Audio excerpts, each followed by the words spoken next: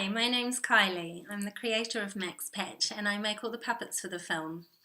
This is part 2 of our balloon rod puppet session. So rod puppets are puppets that are operated by sticks or rods, and they can be really easy for children to operate because they don't require a lot of fine motor skills. So they just hold on to the rod and wiggle it around basically. So this one is really good for little children as well.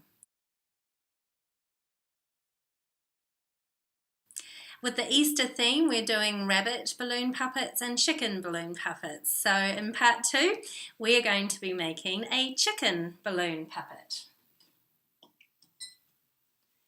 So this is our little chicken here, designed with little chicken from the Resilience films in mind.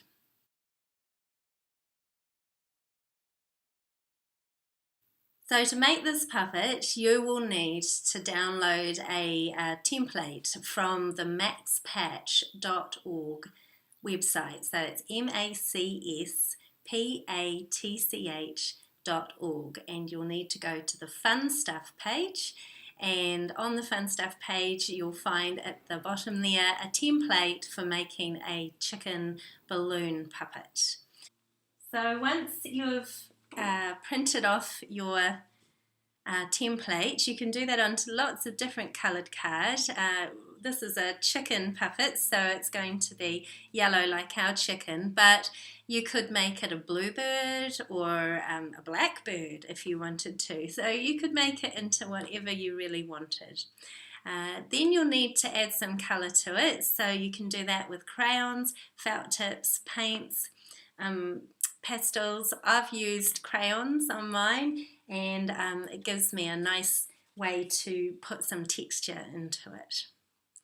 Once you've added your colour, then you'll need to cut it out. So again, this has got lots of little furry bits around it, so just cut around those. Don't worry about getting it perfect and cutting out all the little edges. That's not important.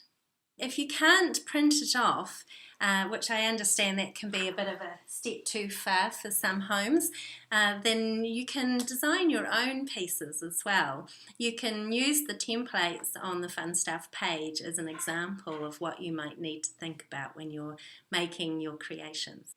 Okay, once you've cut out all of your pieces, you'll need to get your balloon ready to blow up and stick these on. So we have a lovely yellow balloon, but as I said before, you might want to create a bluebird or a blackbird. But for Easter, we are going to create a little chicken. Now you don't want this balloon to be too big, probably about half the size that it should be. Because this is a little chicken and the pieces won't fit on it properly if you make it too big, and also you sort of increase the possibility of it popping. So you'll need a grown-up to help you with the tie on the end, and then once you've tied it onto the end, again you need one of these balloon cup things, and they've got 3 holes and bits in it. So what you do is you pull out your balloon and you thread it through your first one, so your knot's on the outside, and then you pull through the next one, weave it through the next one, don't let it go, and pull again so it goes through the last one, and so the little end of it is sticking through the last hole. Then it's on there nice and firmly. You might need to practice with that one. Then you want to put your stick in and put it nice and firmly in there so your balloon doesn't fly away in the wind outside. Now instead of making loops like we did with the rabbit puppet, we're going to stick these pieces on a bit differently. With the feet, what you need to do, because if they stick like that, they won't look very good, we're going to bend the back toe down just a bit. So see how much I've bent it there? I'm going to bend that down just a bit and then take a piece of sellotape, and then stick that across the underside where that bend is, and then you can stick that to the underside of your balloon. And I've got another one here. So there. Again, if you're sticking your sellotape onto your balloon and you make a mistake, be very careful pulling it off because you might end up popping your balloon. But if you do pop your balloon, you just start again with a new balloon because all of these pieces will still be ready to go. So it's not all bad. Now, with the wings, you'll see there's a little sort of tabby bit at the top here. So I haven't coloured that because I've used crayons and the crayon won't stick so well to the sellotape. So just put some sticky tape across the top where that is and then find a spot on the side to stick it on. And do the same thing for your second wing.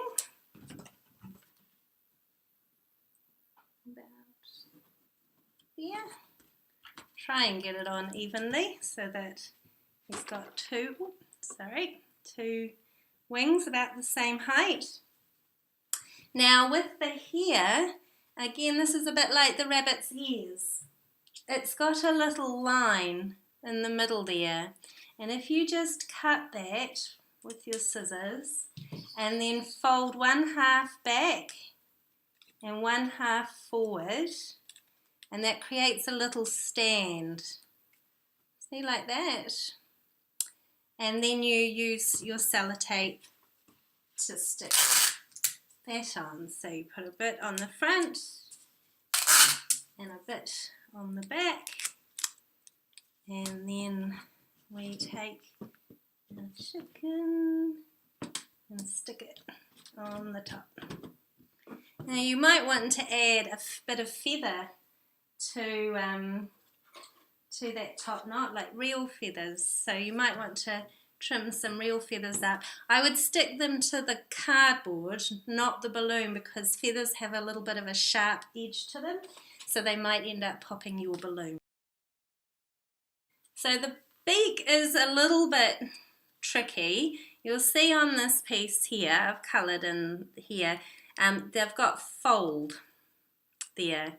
What I've done is I've also coloured in this bit on the back red because that's going to become the inside of your mouth on your beak. So we're going to fold over where the dotted lines are, on the piece that says fold. So it's like that. And then what we do is we bring those two pieces together.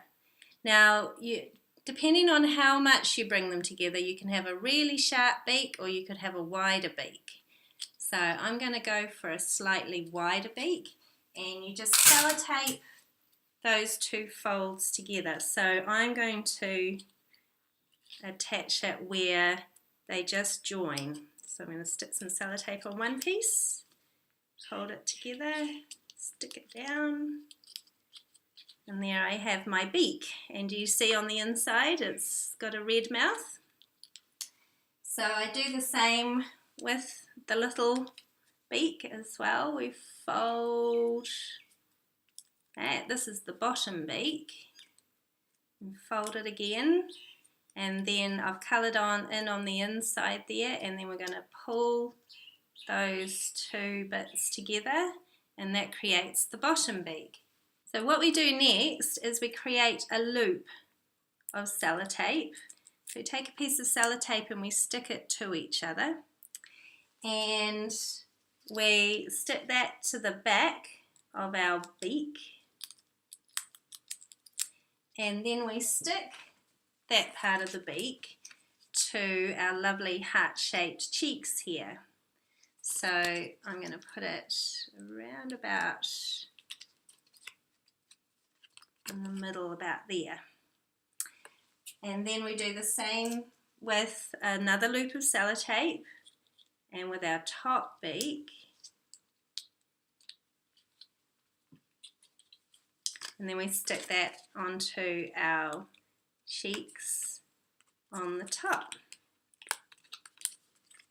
And that gives us our beaky bit with our mouth on the inside. So we make a couple more loops and stick them onto the back of the cheeks part.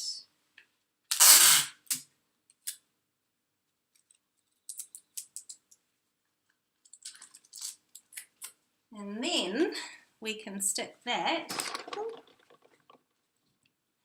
and we stick that in the middle of our balloon. So we've got all the pieces on, and he's just missing some eyes now. Now, as I said in the rabbit tutorial, it's sometimes difficult for children to cut out ovals or circles, and so the eyes that are on the template might not be the best idea for you. What you could do is also get a marker pen like a Sharpie or a Vivid, and then just draw the eyes onto your balloon. Now, the children might draw lots of different styles of eyes, which will then obviously make their puppets much more interesting and unique. So that might actually be lots of fun.